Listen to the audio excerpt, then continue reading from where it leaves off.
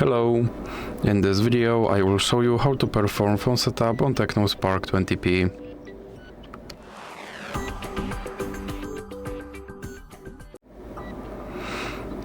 So here you have to select your language and then click next. Now you have to select your region and then click next. Here you can insert your SIM card or you can just click skip. And now you can connect Wi-Fi or you can click skip again. And here you have to agree to user agreement and services, and then so check this check mark and click next. Now scroll down and click accept. And here you can set your screen lock method or you can just click skip. And now you can clone your data from another device or you can just click skip, and here you can decide your navigation method and then click next. And click on this arrow button.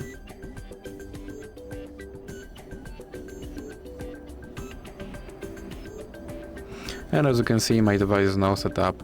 So that's it for this video. If you liked it, please remember to leave a like and subscribe.